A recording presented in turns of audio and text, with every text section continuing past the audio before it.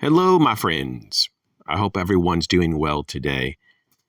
So let's chat for a moment about some grid down and cyber attack hedges.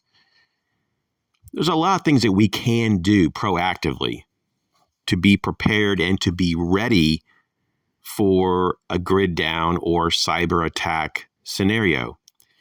Now, there's a lot of things that can play out in different types of intensity, if you will. And so there could be a cyber attack, but it only does a small amount of damage. And then you might have cyber attacks that take down the whole grid or the banking industry or whatever. So there's a lot of various degrees of damage and destruction that can come about. And so because we don't know the future and we don't know how things are going to happen, we don't know how bad things are going to get, we do have to kind of look at worst case scenarios to some degree. Now, we don't want to dwell in that. We don't want to go, hey, everything's going to completely collapse and civilization is doomed forever. And we just have to try to survive in a Mad Max type of scenario. I personally don't think it's going to get that bad. It doesn't mean that I'm right, but I think that most time when you try to figure out what's going to happen, it's not typically the least or the greatest of the possibilities. It's somewhere in the middle, typically speaking. And so let's just look at that. What is the average time frame for an emergency or disaster here in the U.S., for example? Well, it ranges from just a few days to a few weeks. And that's about it. It's very, trying and very difficult to go through that if you're in the midst of it. It's no fun. But it's not like it lingers for months and months typically. Now, the cleanup and the damage of some things like a hurricane hitting the coast, obviously, that can take months, if not years, to rebuild. But in terms of what we're looking at here, something as simple as the grid going down for various reasons. We're not going to get into that because there's just so many different things that can happen to bring down the grid. And then, of course, the various, on the continuum of variability when it comes to the potential for cyber attacks. Once again, it could be something very minor. It could just be minor in the sense that, your credit card just doesn't work for a few hours and then it's back online, all the way up to nothing works. And so how can we hedge against this? And this is kind of okay, well, where do you start, right? There's so many things you can do and you probably should do. I'm just going to talk about the top 5, and I have a bonus at the very end. So the first thing I think of is going to be the very obvious kind of remedy, if you will, to the problem. If we have a grid down scenario, well, do you have the means to generate power? So that could be solar. It could be that you have a gas generator. It also might include having extra fuel for your vehicles, or if you're a farmer, to have some extra fuel for your tractor. So, you have this need for power. We all do. So if you have a refrigerator or a freezer, if you have lights, if you need to recharge things, you're going to need power. And so this is something that really you need to really be honest with yourself and say, what do you really need? And one of the easiest ways to go about figuring out your consumption of power, especially if you're just talking about or just looking at your electric use or consumption, is to look at your electric bill. Look and see how many watts do you actually consume in a month. And then you can divide that by the days of the month and to get a daily consumption amount. And so, it might be 2, 3, some people maybe even 5 kilowatts. I personally am very simple and very frugal, and I consume very little, way, way below the national average. And because of that, my bills are very low. But I also use a solar system to help offset the cost in a very large way. And so this is something that you can do as well. Some people live, though, in an apartment or a condo, or they're just not allowed because of rules and regulations of a neighborhood. Maybe they can't have alternative energy sources for whatever reason. That's a real shame. I personally wouldn't want to live like that. But if you are limited, then look at what options you can have. But there typically is at least something that you can have, even if it's just a portable power station with, portable solar panels. I mean, that is at least the minimum that you should probably have. And of course, if you can store some fuel, do that. But if you live in an apartment, you're probably not going to be able to store gasoline, right? It's just probably not going to be an option. So you're going to be quite limited. So at least give yourself a few options when possible. But in some situations, you might have to leave your place that you call home if it's just not going to be livable. If you just don't have any access to power, I'm just going to be honest with you. You're going to probably want to leave, because if you can't heat or cool your home, if you have no way to refrigerate your food or to cook your food, you've got big problems here. And at some point, even if you have a big stash of batteries for flashlights, you're going to run out of battery power if you can't replenish them. So I'm just saying that we have to be realistic about all this. It's very important to have the capability to generate your own power. Now, another thing that we can use as a hedge is having some food and water put back, some food and water storage. Very common sense stuff. For me personally, I try to avoid the food options that expire, or I should probably more properly say the best buy date, right? That the best buy date comes up within a year. If it's a year or less on the best buy date, I try to avoid those foods in my pantry, because what typically happens is that I'm not able to sometimes fully rotate through my food storage in the pantry within a year. I know it sounds crazy, but life happens. Sometimes you just don't think about what's in the back of the pantry.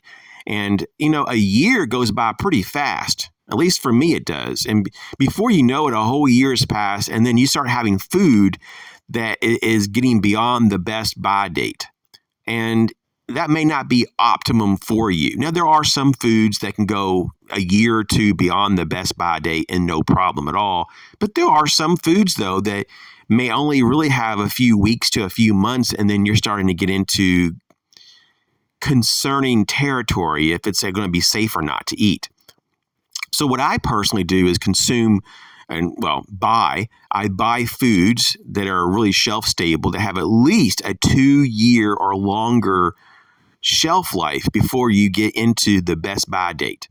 That's what I do. And it's a lot easier to manage food that can be stored for 2 or more years in a rotation. So that's just something I do. And of course, water, it's so very important. Most people I know that are into preparedness, they do not have enough water put back. And that's just kind of the problem for most people, because water is heavy, water is bulky. And you really, this is just one option, is to put in a cistern, even if you have municipal water, even if you have, sometimes people call it city water, but even if you have a utility, service that provides water, if you can, put in a cistern, get a couple 1,000-gallon tank and bury it in the backyard and have a cistern, emergency water. Some people say, hey, we have a pond. That's awesome too. Some people, they have a swimming pool. In an emergency, you can use that as a water source. But certainly have some water also stored and put back in the home. For some people, their home is very small, so you may have to look at what are some other storage option areas, such as the barn. It could be a shed, a garage, and so forth. Now, let's move on here. The next is medical supplies. This is going to be very obvious. Not just your boo-boo kits, but real trauma kits. And of course, any medication that is life saving or essential for you. So that all is kind of an individual basis. On an individual basis, you kind of have to put together your medical supplies because everybody has different needs. Now, another area is to have some physical cash, some accessible paper currency at your disposal. So have your own so-called bank in your home and not just have it in a bank that you have to go to get access to some kind of physical cash. And I personally, though, I like to limit what kind of cash balance I have in my bank accounts. So let's say, for example, if you have a checking account, I keep just enough in the checking account to pay or to cover for next month's, next month's expenses. That's how I do it. And then if you also have like a savings account, I keep very little, maybe just a few hundred in there. I don't keep much in the bank. I don't trust the bank. There is a history that the banks have had what they call bank holidays, and they lock you out of having access to your cash. You can also have some what I call real money, like gold and silver in different denominations, whatever makes sense to you when it comes to that. Now, a lot of people don't have resources to get that, and I totally understand. With inflation being as it is, it's just you're lucky to even pay the bills anymore. Some other things to consider is basic barter items such as food, blankets, lighters, batteries, radios. And that sounds like maybe a little over the top, like you're going to get a box of radios. But you can get very inexpensive radios out there. You don't have to, I'm not talking about really high-end stuff, but just radios that can at least receive AM and FM, the AM and FM band. Of course, it's even really better if you can get it with the AM and FM and weather band. That's really cool too. But sometimes you can find deals on Amazon or in your local general store or dollar store. Sometimes even have radios. You just have to look around. Every store is a little different. But yeah, I mean, food, blankets, lighters, batteries, radios, medical supplies. And I think this here would be more like bandages, pain medicines, things like that. I mean, if you're really wanting to be up on it, some antibiotics, right? I mean, that would be an amazing barter item. I mean, especially if someone has an infection, they're going to be willing to pay a lot to get rid of that infection. Of course, you're not here to take advantage of anyone, but you being prepared can help a lot of people, and it can also help your own family have the means to have more leverage in a barter situation. Cigarettes and alcohol are going to be also other things that within days of a collapse, you're going to have people that are going to be going through withdrawal. They'll once again be very desperate for those items, things that they're addicted to. Now, let's transition here to comms. Communication is so important, having such situational awareness. I also think this segues right into like home defense options, community partnerships, community relationships. These are all things to really look into and go, wow, this is so important to be able to receive and to relay information, to have relationships that you can rely on and people around you that are going to help you in bad times. Having the means to defend yourself and your family, especially defend your home. You never know what could happen. If a grid down scenario really happens, there could be marauders that form, groups of gangs that come together within days or weeks of the crises. I mean, we see this. We see that there are bad people that pop up out of nowhere in disaster zones. That's one of the things I've been paying attention over the past 10 years in particular, is that when there's a real severe trauma to an area, like a severe disaster, you'll see all kinds of people from out of state or from out of the area come into that area and try to steal things or take advantage of those that have been victims. So you got to watch out for these horrible, evil thugs. Now, in closing, I have a bonus. And this bonus idea here is hygiene products. Of course, this is not the only other thing that I would ad, but this is just a really good item though. This is a pretty awesome item, hygiene products. And if you're talking about the short term, something as simple as a case of wet wipes. I mean, sometimes you can find a case of wet wipes for like $8, $9, when it's on sale. I mean, it's not that expensive. And that can get you through a number of weeks. It's not ideal, of course, but if you don't have access to a proper shower or bath, and you don't have the water to expend on bathing, then wet wipes can do the job. It can hold you over at least. It can keep you at least enough hygienic. It can keep you hygienic enough, I should say, to keep you from having, excess bacterial growth and all these other problems. But it is good also to put back bars of soap, hand sanitizer, shampoo, especially if you do have access to water. Those are going to be awesome things to have. Towels. I like microfiber towels. They're just soft and they kind of help to wick away some of the water on the body. But yeah, and of course you can always add other things like a stash of emergency clothes, just things that you put back, that are going to be accessible and ready at a moment's notice. There's a lot of people out there, and I've been guilty of this too, that you go through all your clean clothes. I mean, seriously. And that would be a lot of people's luck, that they're on their last clean shirt. They're wearing their last clean shirt and their last pair of pants. And then SHTF happens. And they don't have any clean clothes to fall back on. So this is one of the reasons, if you're a procrastinator, like a lot of people are, and sometimes I am, it's good to have a few changes of clothes, and I call them like emergency changes of clothes, and just have them tucked away and just pretend that they're not there.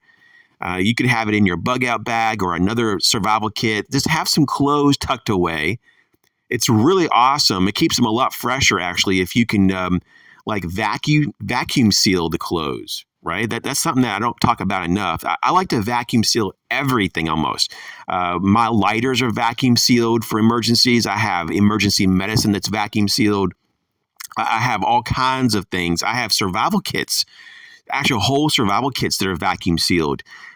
This is pretty, important. I mean, just to keep your stuff from being damaged, either by moisture or by oxygen or whatever, is very important. I also like to keep my survival gear out of the sunlight, out of, just UV light off of it.